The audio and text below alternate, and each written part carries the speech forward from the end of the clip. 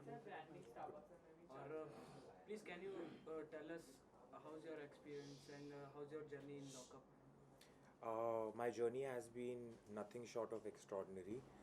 Considering this is my first year in the television industry, in the OTT space, in the reality show space, I think I am truly blessed कि मुझे एकता ने ये मौका दिया, Endemol और Old Balaji ने ये मौका दिया.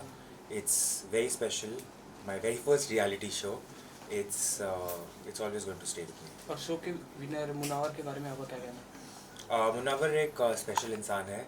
ये शो उसी के नसीब में लिखा था और मैं चाहती थी कि ये शो वही जीते, और जब वो शो जीता तो मुझे लगा कि मैं भी जीत गई. तो शो में एक मोमेंट था जिसमें निशा जी ने आपका काफ़ी साथ दिया था और करणवीर को डांटा गया था उस चीज़ के लिए, तो उसके बारे में आपका क्या कहना है?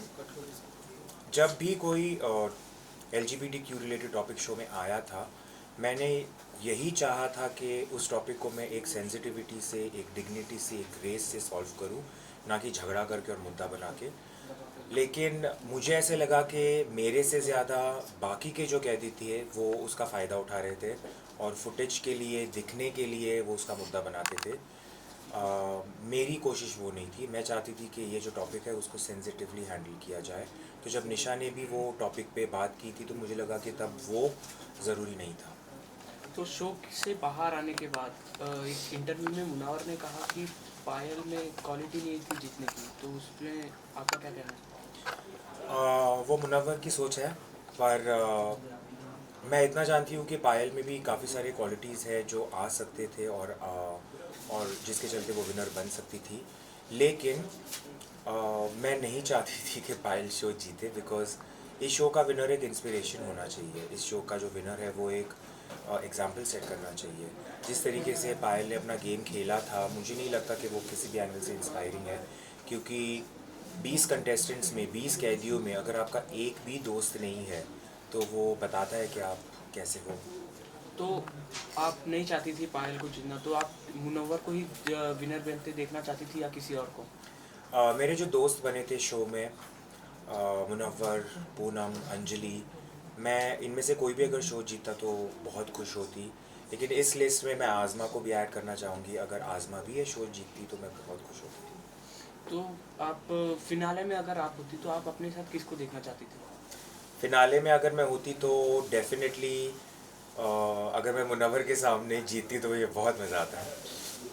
तो आप जब वापस अंदर आई तो आपने कहा कि मुनव्वर को आप सपोर्ट करने जा रही हो, तो इस बात में कितनी सच्चाई थी? इस बात में कितनी सच्चाई थी वो तो रिज़ल्ट आपने देख ही लिया है.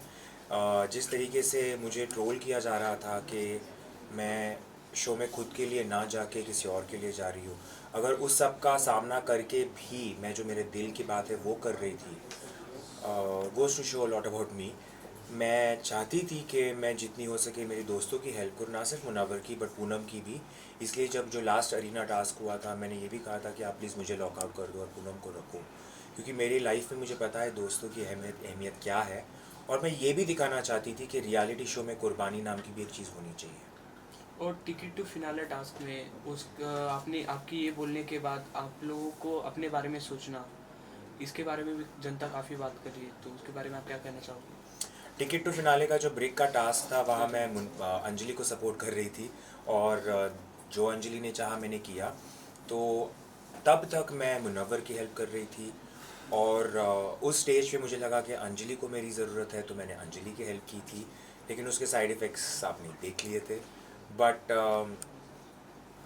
इवेंचुअली ये शो अगर अंजलि भी जीतती तो मैं उसके लिए उतनी ही खुश होती. और आपके और मुनव्वर की फ्लर्टिंग नोक-झोंक काफ़ी अच्छी लग रही थी जनता को, सो उसके बारे में आप क्या कहना चाहोगे? बहुत अच्छी बात है कि लोगों को पसंद आया, लेकिन मैंने कुछ ऐसे सोच के नहीं किया था कि लोगों को पसंद आएगा, इसलिए मैं अब करूँगी. मेरे जो दिल से बातें हो रही थी मैं कर रही थी, और मुनव्वर जिस तरीके से मुझे ट्रीट कर रहा था, जिस तरीके से वो मेरी छेड़खानी करता था, मैंने भी फ़र्स्ट टाइम एक्सपीरियंस किया और मुझे वो बहुत स्पेशल लगा था. जो जिस तरीके से वो मेरी टांग खींचता था, मैंने कभी एक्सपीरियंस नहीं किया था ये सब, तो मेरे रिएक्शंस इसलिए बहुत नेचुरली आ रहे थे. आपने एक हैशटैग बनाया मोनालिसा, उसके बारे में?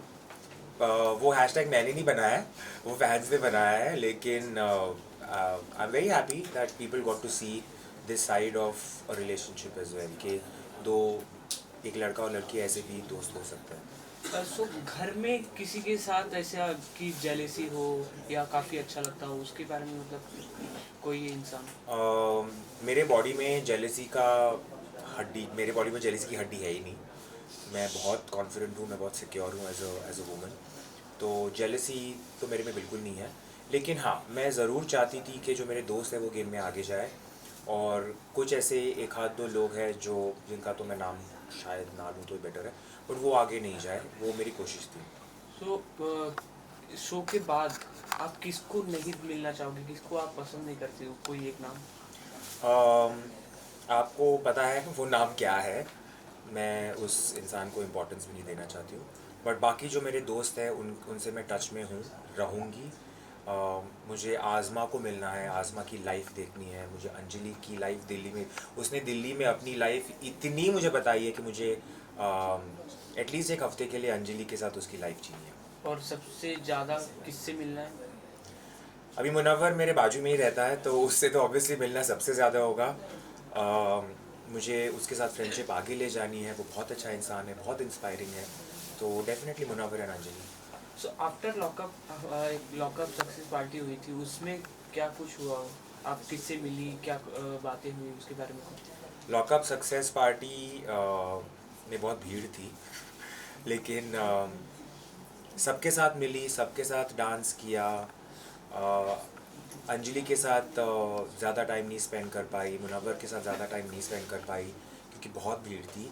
लेकिन जैसे मैंने कहा है, फॉर मी आज़मा इज़ द स्पेशल वन। और उस मेन सबसे शो के जेलर और वार्डन के बारे में क्या कहना है आपका? जेलर और वार्डन मेरी लाइफ में बहुत स्पेशल है, स्पेशल रहेंगे। मुझे याद है जब करण फर्स्ट टाइम आए थे, उसके बाद भी उन्होंने जिस तरीके से मुझे सपोर्ट किया, जिस तरीके से मुझे गाइडेंस देते थे, ही इज़ रियली इंस्पिरेशनल। और तब मुझे लगा कि ऐसे इंसान को अगर कोई पसंद है तो वो कैसी होगी। तो जब मैं तेजस्वी से मिली तो मुझे लगा कि completely understand why these two people are together. They are very special. So after lockup क्या क्या चेंजेस देखने को मिलेगा हमें आप में? सबसे बड़ा चेंज तो ये दिखेगा कि मैं एक ऐसी इंडस्ट्री में घुस रही हूँ जो नई है मेरे लिए। तो जिस तरीके से वेदर वो टीवी स्पेस हो, रियलिटी शो स्पेस हो या मूवीज़ हो, मेरे लिए नई जगह है, तो मुझे देखना है कि ये कैसे रहेगा मेरे लिए। सो अगर आपको कोई कुछ बोलता है तो आप उसको फेस कैसे करते हो?